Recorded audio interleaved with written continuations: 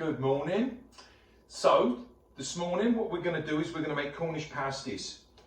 It's pastry. We're going to make some pastry now, and then what we're going to do, put it in the fridge, and I'm going to go out.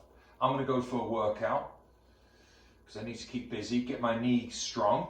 And then what I'm going to do is we're going to come back when the pastry is being put in the fridge for about half an hour or so, and then we're going to make these Cornish pasties. Okay, so in here I've doubled the recipe, but for you guys you need 450 grams of flour.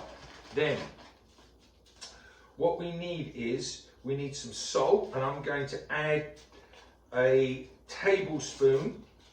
I'm going to add a tablespoon. That looks like a good tablespoon. Might add a little bit more. Okay, perfect. Now, okay, so I have Crisco, or another word for it is lard or shortening. We need, you're going to need 115 grams of it, okay? And it needs to be cold. It needs to be cold. So when you make pastry, it usually, what you want to do is not handle it. It's not like making bread. You don't want to overhandle it, because what you want to do is you want to melt. You want to incorporate the lard and the butter without melting it. Okay, it makes the pastry flakier. Okay, so we need 115 grams. So I'm doubling the recipe. So for me, 115 grams is going to be 230 grams. Let's see where we are on that. Now, have you guys bought a scale yet? So much more handy than doing the other way, because what do I say? I said 230, so that's going to be, you can see how much it is. That's probably close to a cup. Look at that, 234. Just going to shave a little bit off. So that's nice and cold, and I'm going to just cut this, just kind of break it up into small pieces. Perfect. And then, kind of messy, isn't it? And for butter, I need 150 grams, which is close to about half cup. I reckon that's about 150 grams. Let's have a look what we got there. Oh, 134. Need another 15 grams. Let's see how we do in there. It's probably a little much there. All right, there we are. Perfect. So 115 grams, and I'm gonna break this up as well into little cubes. Okay. Now, if you notice in the jug, I have ice water. So everything you want to do for making pastry, you'd like it to be cold, okay? Because you want to incorporate the butter and the shortening into the flour. I'm now going to incorporate this. You can use your fingers, okay, or you can use. I've got some forks here, so that's another way you could go. And you can go with a fork, and you can just get in here, and you can just break it all up. So it's going to look like oatmeal, is what's going to happen when this is all said and done. So see those big pieces of fat, you want them all mixed in. Okay, and then once it's all incorporated and looks like oatmeal, and then what you're then going to do is you're then going to add your water and just bring it to a ball, and then you're going to put cellophane, you're going to wrap it in saran wrap, and then just leave it in the fridge. So like if I go shake it, you see those big lumps there? You've got to break those up. Okay, so you've got to break them all up so you get it in, so it looks like oatmeal. Rule of thumb is when you make pastry, you want your butter to be cold, but if you're making cakes, like we made shortcake or something like that, or Victoria sponge cake or whatever you're making, you want that to be room temperature so you can make it fluffy. So the principles are a little different. So let's just go over the ingredients now. To make 5 of these, you need 450 grams of flour. You need about half tablespoon of salt. You need 115 grams of shortening, and you need 75 grams of butter. Okay, what I'm going to do is I'm going to add water.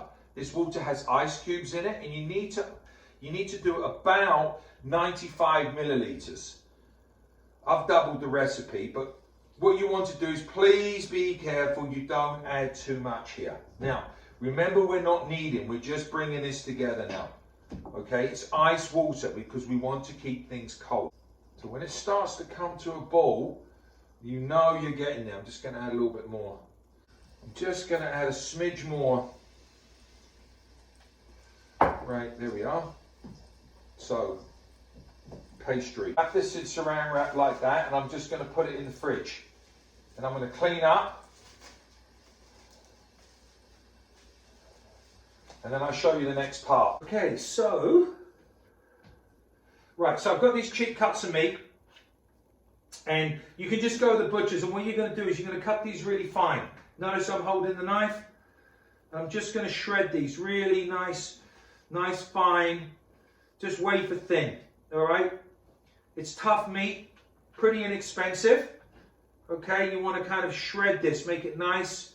So this is a little bit of sirloin tip, and you can find odds and ends at the grocery store, okay? So that's kind of fun. This was a suggestion my mother made, just be kind of something fun, different, all right? I wish I could do this at school with you guys, because I'd have it all prepped for you.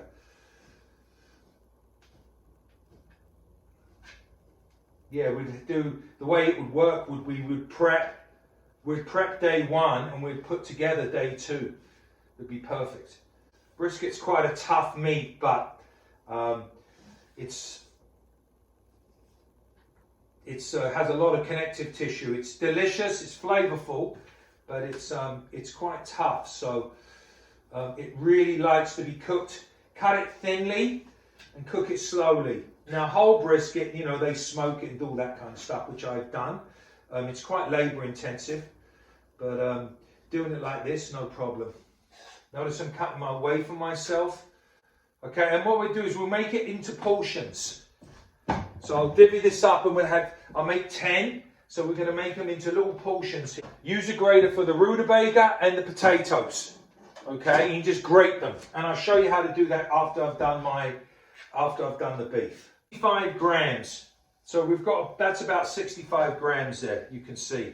Kind of like the size of a, I don't know, about that size there. Twice the size of a golf ball. Not as big as a baseball though. So 10 portions. 10 portions of those, they're like that. Sweet or rutabaga. So when you've got a vegetable this size, peeled it, you got to deal with it.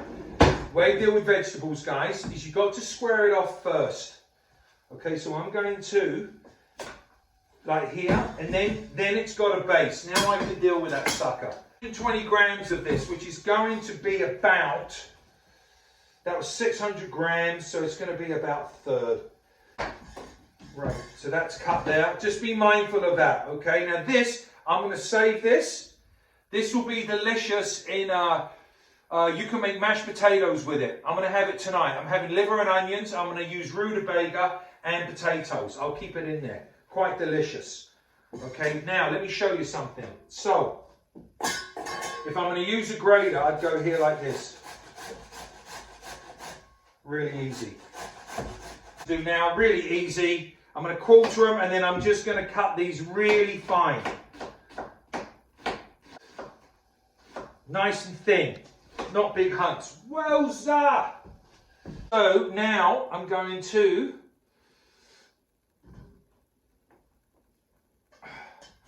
grate this potato. Look, simple. Just go like that.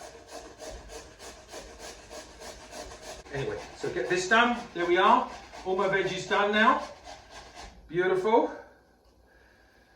Okay, you might want to put a little bit of water in there, okay? Because it discolors. But I tell you what to do with it once it's done. There you go. Got my rutabaga still in there. That's okay. Right, so have this all done in here like that. Right. Okay. So, potatoes grated.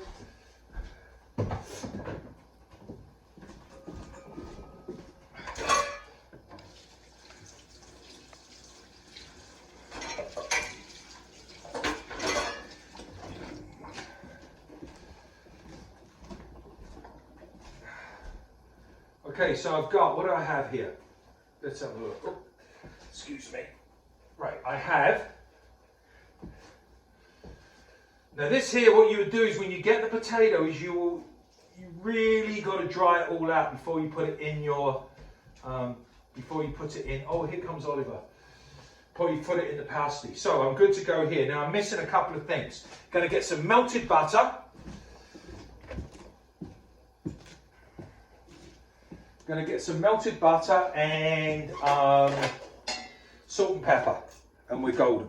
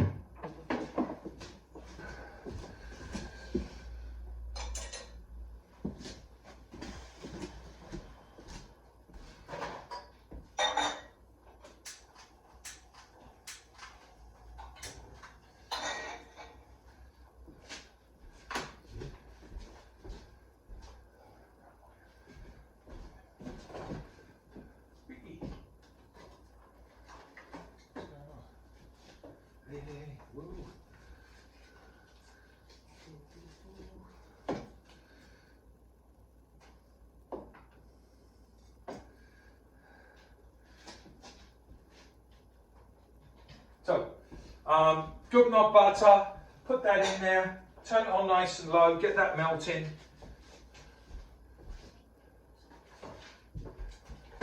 Excellent.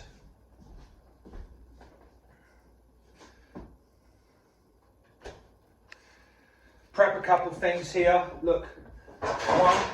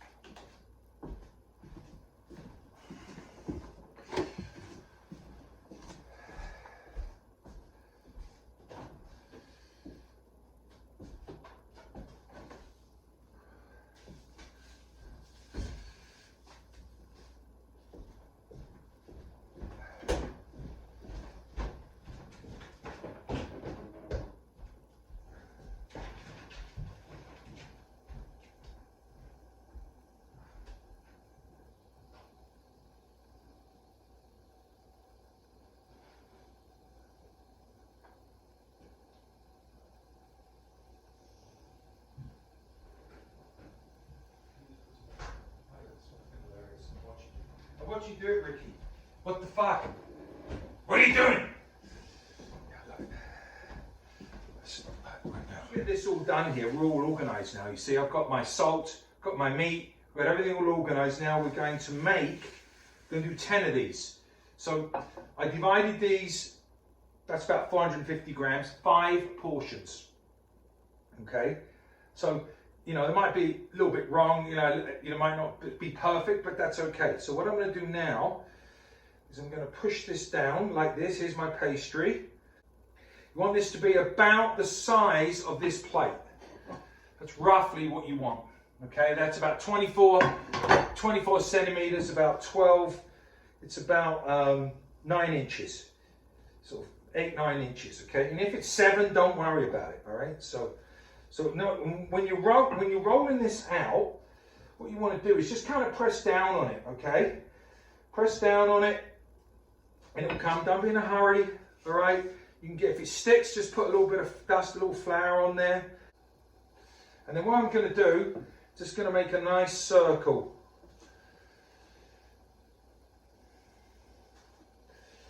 There we are. Now, egg. What you want to do is go around the edge, because this is the sealer. This is your egg, okay? This is the sealer in here like this. Okay, just like that. Lovely. Right, now, you're going to salt and pepper your meat in here like this. And what you want to do is you want to do this on one side. You don't want to fill it all in the middle, because you're going to roll it over. Okay, so there we are there. Butter on there. There you go. Nice. Right, now. And then what I'm going to do, put a little bit of onion on there. Not too much. Sprinkle some onion.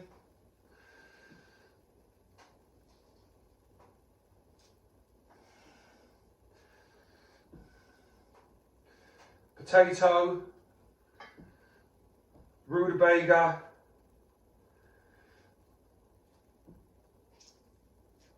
In layers. I'm going to put a little bit of salt on there.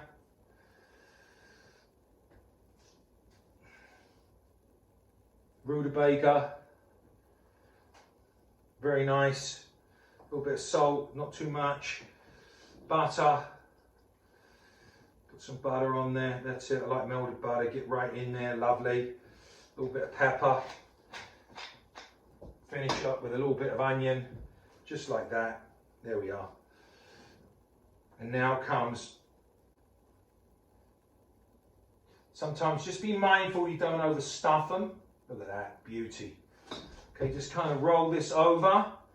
And then what you're going to do is you're going to pinch this. Okay, you're just going to give this a little pinch, just like this. And you can, if you watch it, I like to roll it over and just kind of crimp it. See how I'm doing that? Just crimp it so you seal it, okay? Here is the second batch we made. So they are going to go in the oven at 400 for 20 minutes, and then we're going to turn them down to 325 and cook them for another 30 minutes so that meat cooks. And we'll bring them up, and the Cornish pasties are done. Yay! Cornish pasty. So we bake these at 400 for 20 minutes, and then we bake them, turn them down to 325 and bake them for another 30 minutes. And you can just have them for snacks, and really simple, really good thing once you get going on them. Really worth the effort. Great picnic food, and great for the summer. Enjoy.